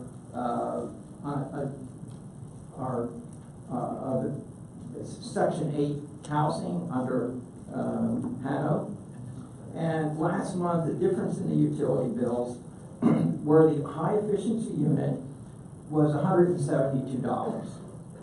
And the Section 8 housing, which was more than twice that, one at $368, the other at $405. The Section 8 houses had been evaluated by Energy Smart evaluators, who later sent 2 people that did some improvements to the central heating system. But a separate energy rater said the biggest problem was there's no insulation in the ceilings, they need a ridge vent, and they have old appliances. So we still need to improve our energy efficiency programs. This just points this out. Thank you. And we probably should do some incentives to homeowners or investors to upgrade their properties for our tenants. Thank you. Thank you, Mrs. Stats. Renata Urich, there she is. Yeah, I'm with 350 New Orleans. We're concerned about issues of climate change. I applaud the city very much for the council for your Smart Cities initiative. That's a wonderful concept. I love that you are planning to partner with the city of San Antonio. Again, we hear that technology is moving. On the other hand, that you are looking forward. I really love that idea. But on the other hand, this is really in direct contradiction on a concept that you are probably voting on next month, which is the idea of building a gas-fired power plant to produce electricity in New Orleans East at the cost of minimum $200 million, probably much more. Burning fossil fuels for the next 4 to 5 decades, that's the opposite concept of a smart city initiative. We are not a rich city. We have to be smart about how we use our limited resources, and my concern is if the council decides to add this mortgage to our customers' bills over the next 30 years, where do we find the money to pay for a smart grid? So I am also really glad to hear about all these different diversified generations that San Antonio is able to achieve 25% renewables and energy efficiency. So I'm really looking forward to that. I would like to hear more how did San Antonio implement community solar, for example, and third-party rooftop solar, and also what are their energy conservation achievements. You know, like we have the 2% goal here of reduction. Is what is San Antonio achieving there? Thank you very much. Thank you, Mrs. Urich. Myron Cass.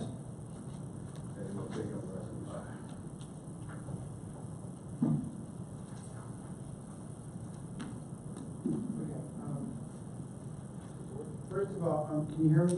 Yes. First of all, I asked Councilman Williams to let me speak about CLEP, and he won't put me on the agenda. It's 10 minutes, maybe I'll be on the agenda next time. CLEP is very, very, very germane to what we're doing today. Myron, I informed you we weren't going to change the agenda this morning. I'm not doing CLEP. So to make that clear. There is a synergy that's related to what I'm saying, that's all. So, there is a variety of facts I'd like to put in front of you.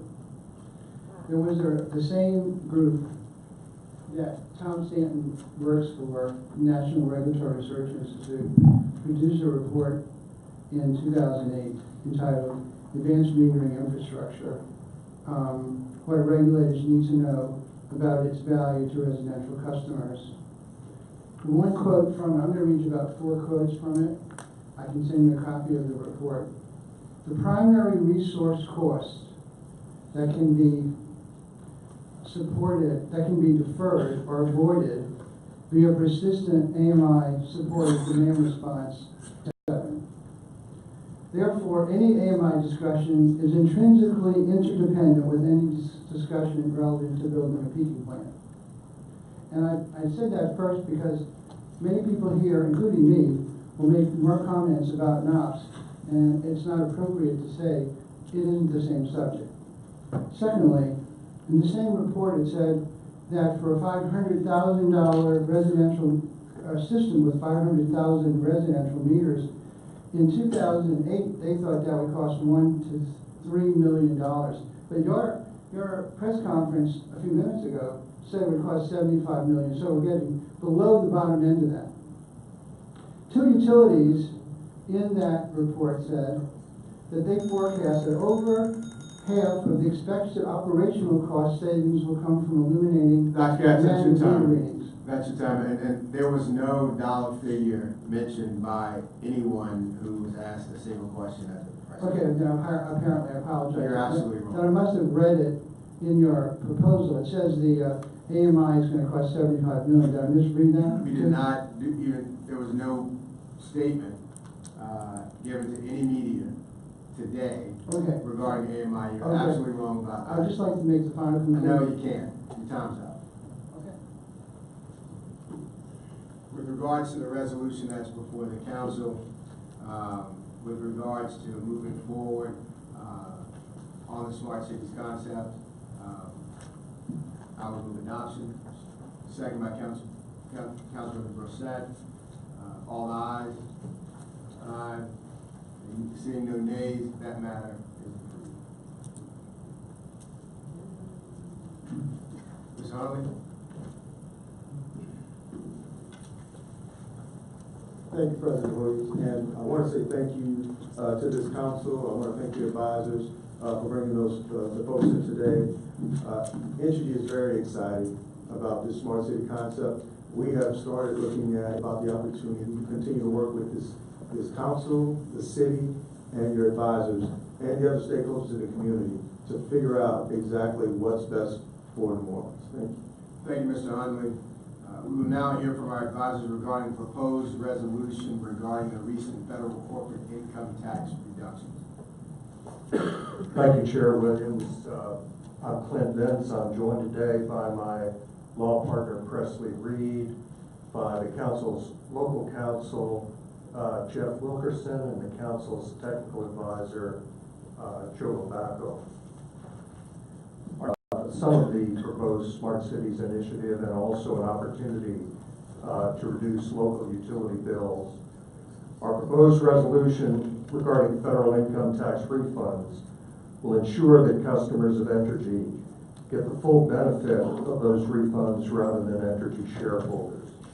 Mr. Labacco and Mr. Reed will explain.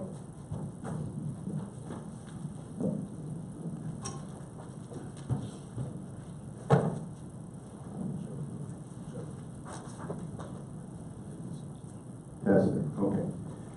Thank you, Mr. Vince.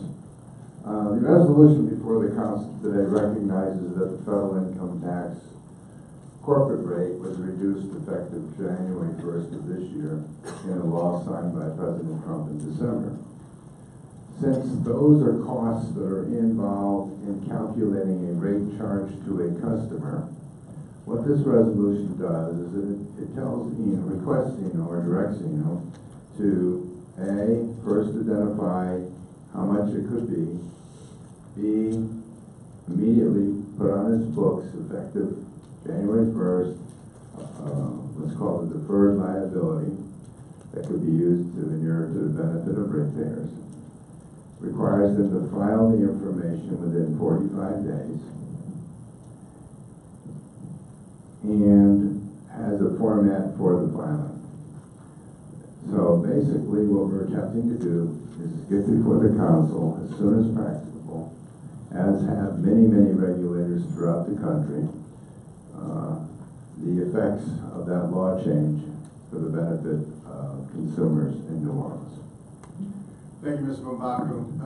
As I said before in my opening statement, I have also had communications with Entergy New Orleans, and I've asked them to voluntarily look into this matter as certain other utility companies have throughout the country. But that being said, I believe this resolution is prudent on behalf of ratepayers. And seeing no, all in favor? Aye. All opposed? Seeing none, that matter passes. Next, we'll hear from our advisors regarding proposed resolution addressing E&O's proposed advanced metering infrastructure, AMI. Thank you, Chair Williams, Mr. Reed. will cover our third agenda item covering advanced metering infrastructure. This resolution will mark a very strong and very important first step toward grid modernization. And AMI will help us to launch our Smart Cities Infrastructure Initiative while we are opening up a proceeding to really hear from the public and the utility and others as to how to move forward swiftly. Good morning, Councilmember Williams, Councilmember Gidget, Councilmember Bissett, Presley Reed with the Denton's Law Firm. The resolution before you is a resolution that asks you to consider adopting the advanced metering infrastructure application that was filed by Entergy in 2016. You established a proceeding where testimony was received by the advisors on the issue. Other parties had an opportunity to intervene. There was a settlement that was filed yesterday that was between the advisors and the ENO, and also represented the acquiescence or non-opposition by the Alliance for Affordable Energy that would approve the implementation of the advanced metering infrastructure program that Entergy has presented, but it has deferred the issues of the cost recovery of that to the rate case, which will be filed later this year. I'll bring any questions regarding that particular proposal.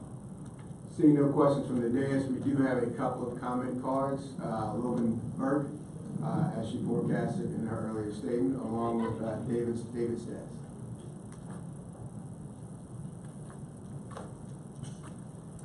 Thank you very much, Council. Again, Logan Burke with the Alliance for Affordable Energy. I wanted to say, just give you a little bit about why we weren't in full support of the agreement. We are in full support of advanced metering. I think there's no secret there. We are very interested and excited in the opportunity, a little bit about the time frame in which this will be deployed, and we'll be able to actually see those benefits. The big concern for us is looking at the timeline. We're seeing that we won't get those rate-specific opportunities that Mr. Moniz was describing for at least 4 or 5 years, simply because first we've got to deploy all of the AMI, then we've got a year of looking at getting the data from the AMI, and then we're going to take a look at how we might do things like time of use rates. That puts us so far down the road that we're very concerned that we're leaving benefits on the table. The last thing I would say is I'm very encouraged and I'm grateful for the opportunity that this resolution provides for a technical conference to discuss how we might find ways to see the overlap and benefits from this AMI and the Energy Smart program. This is in the resolution, and it's something we're very much looking forward to because we know there are coordinated benefits, and we look forward to finding them and working not only on the Energy Smart program, but then ways that that data that is so valuable can then be used by customers and even shared with their potentially landlords or an energy service management company that can help them better manage their own energy usage. So we're looking forward to that meeting. Ms. Burke, thank you. Ms. Stetz, followed by Myron Katz.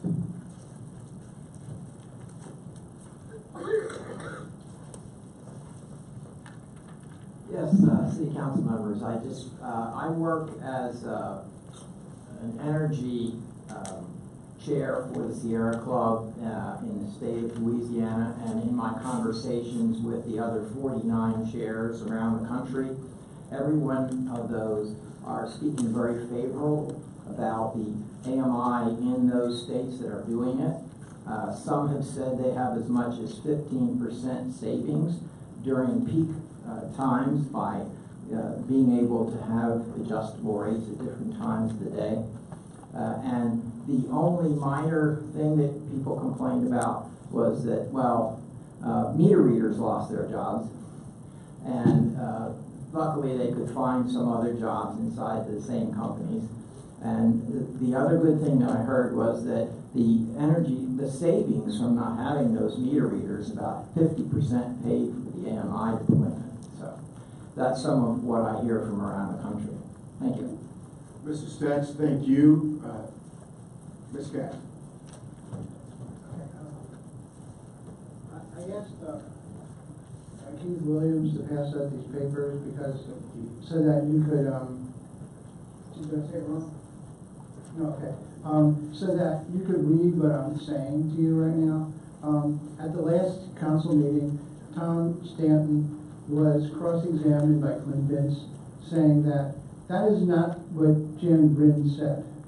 And consequently, we had this communication with Councilmember Guidry from Tom Stanton, dated January 16th.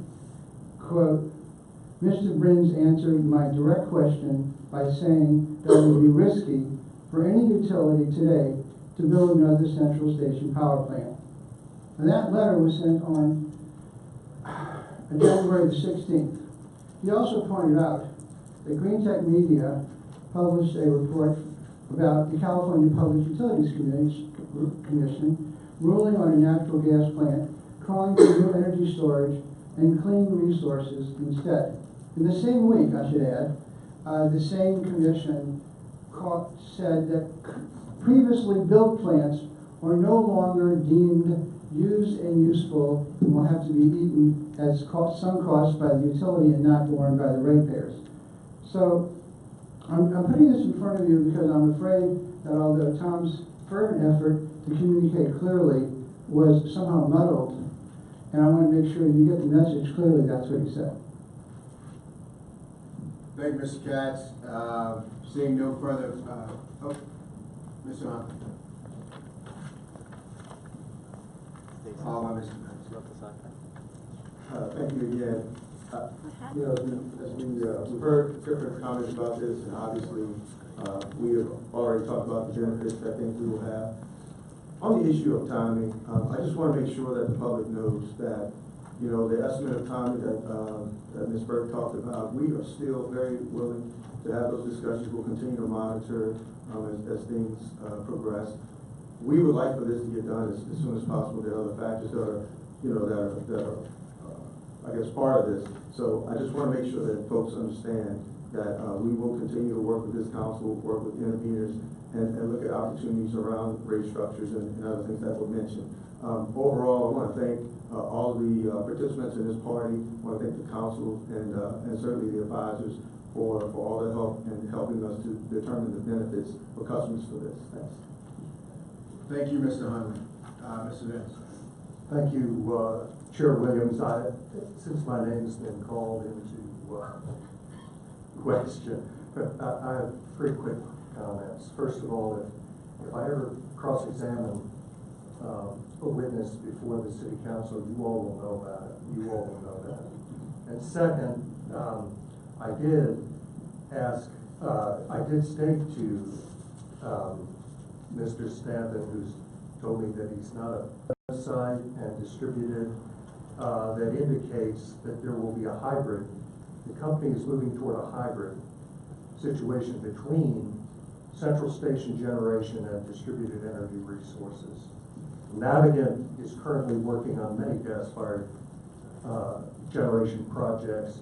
The group that Mr. Vans is quoted from, and I'm sure if he were here today, he would indicate that Navigant's working on gas-fired generation peaking plants as well as distributed energy resources. Thank you, Chair Williams. Thank you, Mr. Vince. Seeing no further comments from the public and no comments from the dais, I will move adoption of the resolution. Any opposed? Seeing none, that matter passes. Last, we will hear from Tom Stratton of the Council's Utility Regulatory Office regarding a telecom franchise ordinance to allow for the installation and maintenance of fiber optic transmission lines.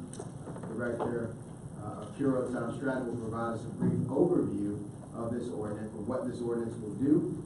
We also have Dylan DeVito, I believe, Vice President of Network Development for the Zayo Group, LLC, present to respond if there are any questions from the dais. Mr. Stratton. Thank you, Council Member. The ordinance that is before you in your packets is one that was first read last week at the council meeting. It is an ordinance that follows an application made in August, I believe, by Zayo Group, which is a successor in interest, in my understanding, to other entities that previously had franchises that had lapsed. The Zayo Group intends to occupy the same zone or region within the city for their franchise as those predecessor organizations. I am grateful for the presence in the room of Mr. DeVito, and also I believe Aaron Spears of the administration is here in case there are any questions that would be directed toward that side of our city hall. Councilmember Gidry.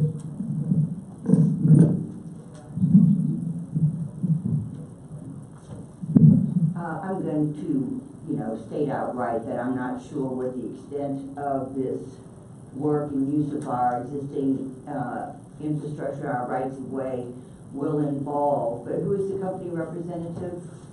If you go over to the microphone, please. There are left hanging off poles and just basically a lot of sloppy work that's been done by obviously companies that have franchises to do this kind of work. So I'd like to know what your company is going to do. I'd like to know from Ms. Spears, if possible, really sloppy looking poles and rights of way. Oh, well, okay. Yeah. So, Councilmember, what we've been working on with Councilmember Williams' office and all the departments is exactly what you said, to ensure that when this construction is happening, we know it's happening and we're monitoring. So what that includes is going to the one stop for permits. When we know those permits are being issued, DPW is actively involved in that process, and we'll be out supervising and making sure that everything is done to those standards. Sorry, to rein back. That's right. All right, that's fine. So DPW will be in charge, and then it'll all be, notice will be through the permitting process. Right. And then, is there any kind of construction that would be involved that would interfere with residents or businesses and their routines? So part of it going through the one-stop shop, when Zayo applies for their permit, it has to be checked off by Safety and Permits, Sewage and Water Board, DPW, to ensure just that it's not interfering with existing residents and businesses or with the work that we're already doing in the right of way. All right, thank you. You're yeah, welcome. because I think it's going to be important that residents and businesses have notice of things like this going on. Sir, Mr. Zero? Yes, Councilwoman, to address your point about sloppy work that some telecoms do around the country, and sure that is a problem. I hear that at city council meetings like this all the time. Just wanted to note that in this particular instance, all of our work will be underground. Our network is all underground, so there won't be any aerial attachments, no wires hanging down and interfering with the aesthetics of the area where we're in. Excuse me. I think it's also important to know that while we are a new franchisee in name here for the ordinance, we have been actually operating this network in the city since about 2012 when we acquired AboveNet Communications. They in turn have been operating this network in the city since about 2000. So we've been permitting for the past 6 years or so, 5 years or so, doing work, doing extensions to the network, and to my knowledge, we've never had any complaints about the work. Also important to note that part of the ordinance is a requirement to post a $500,000 security bond to make sure that if work is not done to city specs, there's recourse that the city has monetarily to make sure that work happens, although I personally can attest to the fact that we will be the ones doing that work and fixing any errors that may occur. We also post insurance and make sure that the city's covered that way. Franchise agreement, some new language to deal with the problem of abandoned equipment as well, to sort of deal with that on more broad terms. Seeing no further questions from the dais, I would move adoption. Second by Councilman Brissett. All those in favor? Aye. Seeing none opposed, that matter passes. That concludes our business today. I would entertain a motion to adjourn. Moved by Councilman Brissett. I would second. All in favor? Aye. This meeting is adjourned.